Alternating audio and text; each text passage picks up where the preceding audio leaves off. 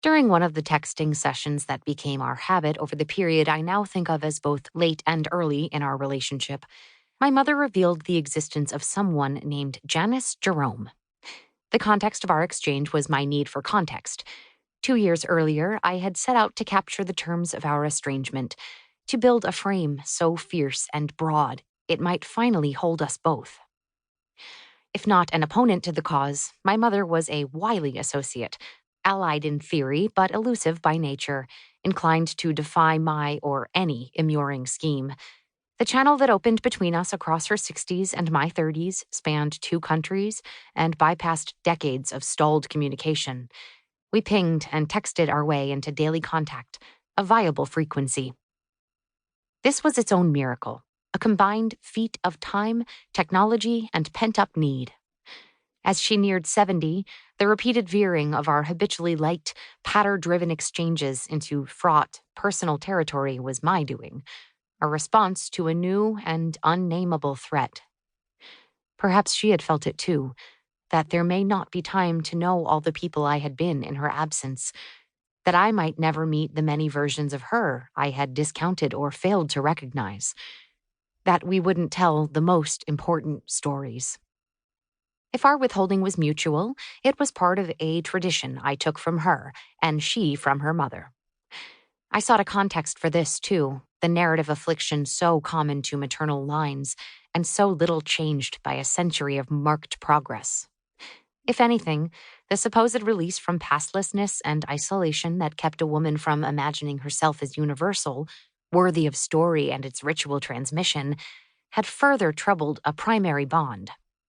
Mother-daughter relationships are generally catastrophic, Simone de Beauvoir once observed. This we knew. This everyone knows.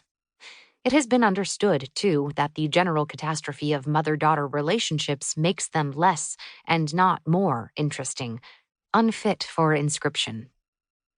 As much as anyone, I have manifested this view. For the better part of my life, only contemplating our relationship interested me less than contemplation of my mother. As a writer, the subject appeared fatal. Our catastrophe represented an absence of imagination and vitality. It was where story went to die. By the time my mother introduced me to Janis Jerome, however, early in 2016, something had shifted. Unbeknownst to her, I had spent the previous 2 years struggling to articulate the terms of a new project about legacy, feminism, and failure, questions I sought to examine and refract through the prism of mother-daughter relations. In my half-conception of it, the project would rest in the shadow of my mother's mortality, colored and inflected as I saw fit by the vague, theoretical specter of her loss.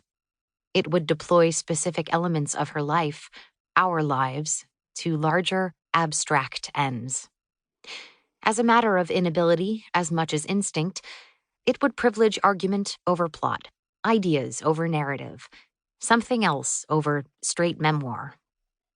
When an editor asked that summer why I wanted to write such a book, I made a comment about it being the hardest thing I could do at that moment, like I had any idea.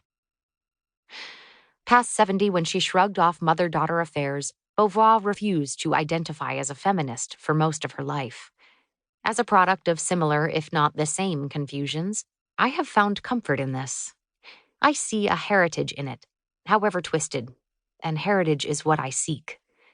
I had not turned to my mother for such things. She seemed to prefer it that way. Like her, I learned by example and lack of example not to look to the women closest to me for a sense of who and how to be, what was possible in life. Unlike her, I had a mother who had lived out a neoclassical epic of self-determination.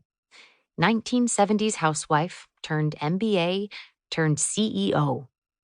Still, her example proved dim, her transformations hidden, their terms boggled. This appeared to me by design.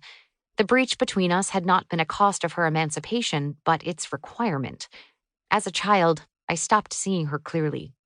In adolescence, I stopped wanting to.